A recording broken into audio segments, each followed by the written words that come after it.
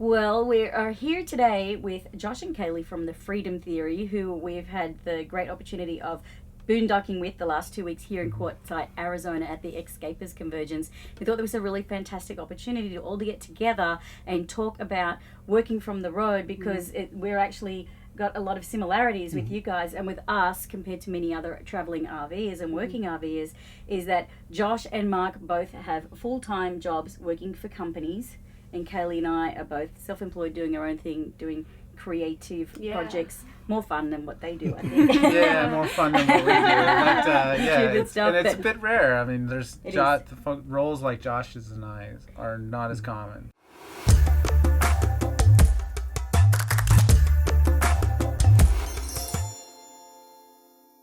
Start with Josh, because you guys on our channel have heard some of what we have talked about in relation to our work. So Josh, maybe you can share with everyone here what you do, and how that pans out with working on the road in an RV. Sure. Yeah, so I'm a network engineer, and the way that Kaylee describes it to people can I tell them? You can tell them. So network engineering is making computers talk to each other. So that is what Josh does. He has things like diagrams and stuff like that, but he gets to take servers offline to get ready for new info and make sure that everything communicates with each other, so that when you go to a web page or something like that, it is up and running. So he can shuffle all those things behind the scenes. So I think that's a very good description of it. Threw in some new stuff there that I hadn't heard before, but hey, it all works. No, I actually work on a cloud provider, so handling deployment and network infrastructure and ripping it out, basically a constant life cycle. So one of the big challenges for me is not so much getting internet, because I'm fortunate to have unlimited internet through work, but the big problem is the quality of the internet connection. Because all of my meetings and all of my phone calls are done through voice over IP, and then also just a lot of the work that I do requires low latency. And basically, if you don't know what latency is, it's just the time that it takes data to travel from your computer to the remote location and then back to your computer again. So that's the biggest challenge for me. Just having internet isn't good enough. The internet needs to be within certain parameters, and that can be a real hassle. For me, one of the things that I've helped, and you probably don't have this option, but for me, I am able to call into conference calls with my cell phone instead of with the VoIP. But a lot of your work, and you're like a remote access or something. See, that would, the latency is a factor there, because you're having to remote in. So like you, we need to have really strong coverage, but I think you're at an even higher level than what we are. Yeah, I can call into conferences with my phone, but whenever you do that, people think you're driving, because it's not the same quality as the VoIP, and then you have to tell people, no, I'm not driving. Well, why are you on your phone? You know, I just don't like having the red flags and the conversations about where I'm at and what I'm doing, and just keep it to myself. Keep it under the radar. Yeah, and you've been, like both of you guys have been fairly under the radar with what you do. I mean, they're not Secret Service agents or anything. No. Just generally, I try to keep my work and personal life separate, and that's really what it boils down to. I don't have anything to hide or anything like that. Some people at work know what I do, but as far as I'm concerned, I'm a remote employee, and beyond that, it's really nobody's business where I'm at, as long as I'm doing my job. As long as you're doing your work, But it is a bit different. It's a bit challenging to be on the road, and it's because so many people that we meet are either self-employed, retired, or otherwise. You know, it's a very different thing to have those limitations and have scheduled time that you got to work in. And I'm not sure where your time zone is, but that can be Pacific, a factor too. Pacific time. Yeah, so I don't have to get up too early in the morning if I'm traveling to the East Coast, but the downside is I have to work late in the evening. Well, and that brings up a whole thing too for Julie and I, is we want to go out and explore, and I think that's been one of the biggest challenges with 2 years of RVing, is we wish we could see more and do more, but since our schedules are so locked down based around their schedules, it can be a challenge and can kind of be a strain for me, at least, because I'm very extroverted. I want to go and be outside and meeting people. But after a 40-hour plus work week, it sometimes doesn't make sense. This lifestyle can feel more like a traditional house in some sense of just unwinding, you know, some evenings not going out and exploring and things like that. I don't know if you've found something similar to that as well. And And the hours that I work are just very flexible and fit in around Mark's. But Right. because he's more of a morning person and I'm more of an evening person, and that's when I get in my creative flow. So sometimes Mark will finish work, we'll have dinner, and then I'll be working on editing videos, and then he'll go to bed, and then I'll be up till 1 or 2 in the morning, because that's when I get more creative The juices. reverse of down. Yeah, it's the reverse. And of us. I don't really like that, because Right. I would rather be more on a schedule. We're on the same kind of time zone, and we can go to bed at the same time and wake up, because our schedules do get a little bit out of kilter, but we're definitely working to make some improvements in that area. Mm-hmm. But what I am interested to ask you guys about, like, you guys went to Alaska last year, and we haven't done that yet. We've done 49 states, and the only remaining state, the last frontier, Oh man. is Alaska. Wow. And the reason we haven't made any plans to go there yet with our coach is because of the connectivity needs. No And, issues at all. But what about on the way up there, like getting through Canada, and when you're up in Alaska itself? Because that's been our big fear, hasn't it? Whether we're going to have enough connectivity to be able to work appropriately, because Yeah. it's a big trip to plan, Right. And that's the key driver for us. So Canada is obviously harder. I didn't try to work going through Canada. We Took basically time off. just took time off and booked it through. But you can use CricketNet. So CricketNet right now has unlimited data, and for $75 a month, and then you have to provide the phone or buy the phone. But it's really nice because their unlimited data is also in Canada and Mexico, which is practically unheard of, with the caveat that more than 50% of the time it has to be used in the US to keep people from just buying the phone and go into Mexico or Canada. Okay. So we just bought it for a month and went through Canada with it, and that was our emergency phone.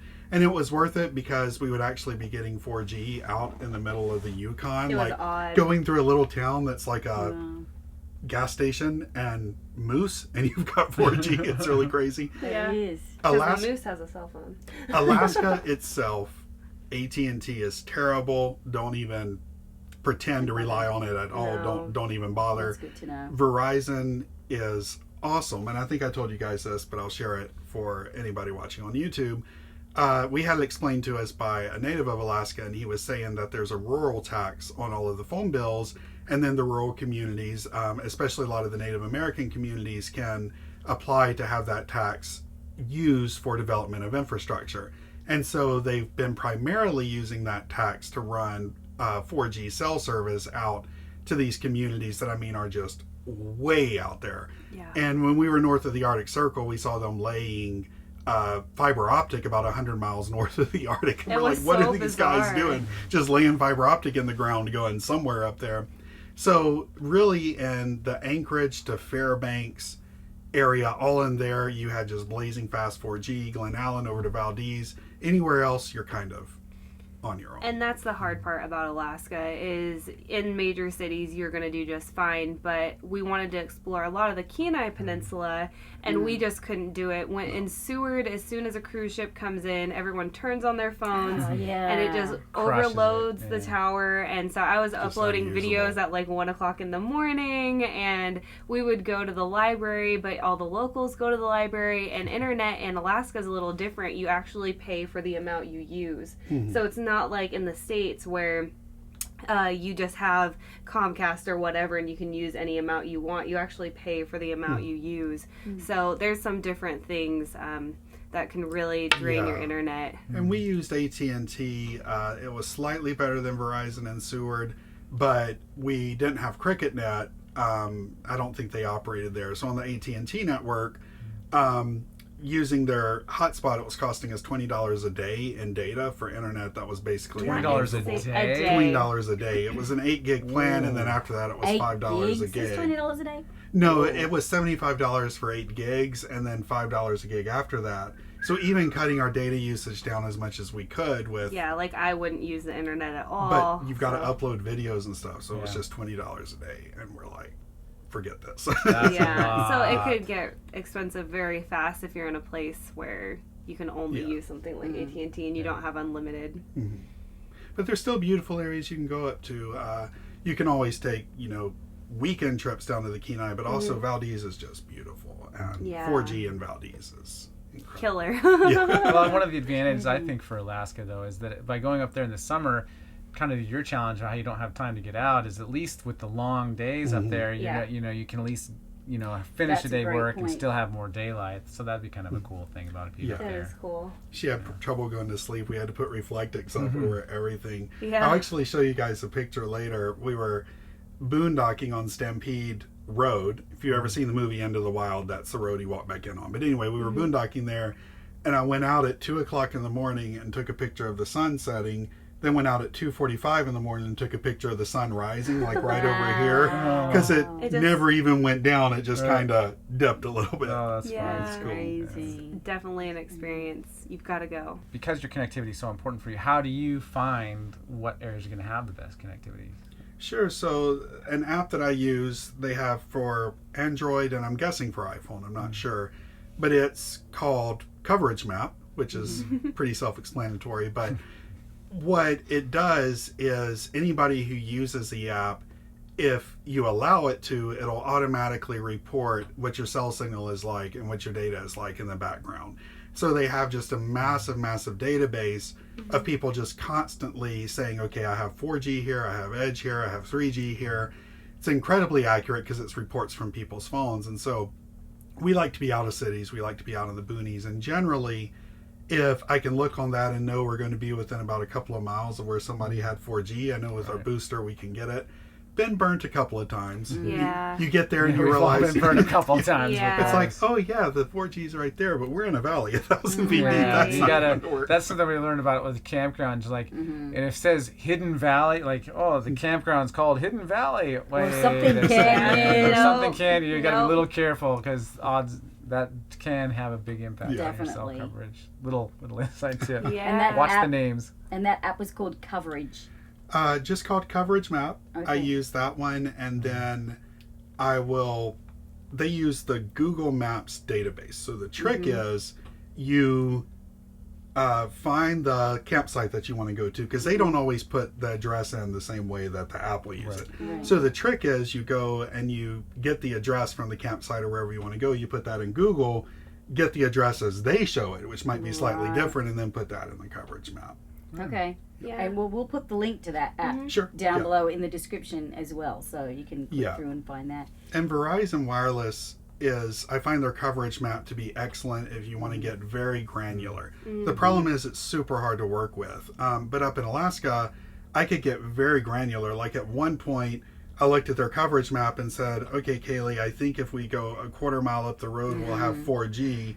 Otherwise, Lo and we've got behold, 3G. That would work. And it worked. It was accurate. Yeah. But Yeah. that's very, very hard to do. And we do have the WeBoost 4GX as well. So, like you said, if there was, 4G a little ways away, we could turn that on. But the other site that we used was campendium.com. So that's people who go and review things, and then they will show how many bars they had, for AT&T, for Verizon. And I found that to be very, very accurate. At a place like Quartzsite, you get 4G, but there's one tower and it's totally overloaded. Yeah, there's like so- 40,000 RVs in here, I believe, this Right. 2-week period while this big tent event's Yeah, going on. they don't boost up RVs the towers to be able to supply that because most of the year it only has 3,000 Yep. people. So Not that's something to think 300,000 about is people. when you're traveling seasonally, looking at an area, like, does it have a boom during the summer, and how many towers are there? So, I mean, you can't always predict Oh. that, but it's I love that about coverage map as well, because you have different options. You can look at the call quality. Another thing you can look at is the speed that people have reported. So if I know there's 4G, I'll flip over and look at the speed. And sometimes Okay. you'll see like it's all red because there's 4G, but it's just total and complete Right, trash. that's a good tip. Mhm. That's a good tip. And we found that on our very first trip, actually. We headed out to Lake Tahoe for 2 weeks, and it was in June, and it was beautiful. But in that first week, the internet was just really slow. Oh yeah. that's Well, a boom. it got worse and worse throughout the week as we got closer to the But we were on AT&T back then, too. right. So, yeah, sorry. But it just got got worse and worse throughout the week because we were Yeah. at Tahoe at 4th of July, and apparently that's a huge event for that. And it was funny to watch it throughout the day. I'd get up early in the morning. I was Pacific time working for a Central Time company, so I was starting work at 5:30, 6 in the morning, and it was really early. But my speed was blazing fast because nobody was awake. And as the day it got slower and slower. But that compounded as the week got closer to the holiday, when everyone was coming into town. Just overloaded. On that Yeah. last Like day, Seward. I Yeah. literally, it was just pointless. I'm like, all right, I'm just Yeah. taking today off as a sick day because I could not get on at all. So we couldn't even post anything. I couldn't even so much as send a text message. Wow. I couldn't send a text. I couldn't do any It social media crushed posts, which the is tower. not. This Yeah. is not life critical stuff, but it's just more to Yeah. demonstrate Yeah. just how poor it was. And that was on AT&T, Mm-hmm. and we pretty quickly switched to Verizon. Well, during our stay in Lake Tahoe. Yeah, Yeah. What I love about my team, I do like the team that I work for, and we're a follow the sun team. So half of our team is in India, and my manager is actually in India. And he gives me like incredible flexibility because for the most part, I control my own. I'm kind of the single person working on this particular project. So for the most part, as long as I do it, he's fine. And he jokes and says that I work Indian hours because I'm always working, in the middle of the night. But it's great if I need to talk to him. Yeah, that would be. Yeah, Definitely. there's some benefits to that. Yeah. Right. Well, thanks so much, Josh and Kaylee, for coming over and talking about it because Yes, thank you. it's fun to have a little kindred spirit with that Yeah. someone who has some of the more limitations of working for somebody else and the connectivity and what a big deal that is. And To know there's other people that are facing all those challenges Facing those too. challenges, And I loved hearing about your experiences driving through Canada and Alaska from a technology and connectivity point of view, because that is something that we've talked about a lot, and it's the reason why we haven't made plans to get to Canada or Alaska yet. But we definitely are planning to do that in the next year or so. We might even especially get now up that to we're armed with all Canada. this new information about how Yeah. that can happen. If you've got 4G, Verizon, and Alaska, it's fast because there aren't enough people up there to slow it down. So it's Unless you're in great. Seward Unless you're in and a Seward. cruise ship comes into town. Yeah. Yeah, but But- thanks so much for coming over. We've loved meeting you guys this week, and Yeah, it's so great to lovely spend to some real meet quality you. time with you. So. Yeah, well, thanks, guys. Hope you enjoyed watching, and if you've got any questions or comments, put them down below. Give it a thumbs up and like the video. And we are doing another video with Josh and Kaylee over on their channel, The Freedom Theory. So don't forget to go and check that out. We'll put the link below. And it's just been awesome chatting with you guys and getting to know you too. these last couple of weeks. So we'll definitely be crossing paths again. Oh, yeah. Yes, definitely. Right. Maybe in Alaska. Maybe in Alaska with our blazing cell coverage. Right, All right, thanks, guys.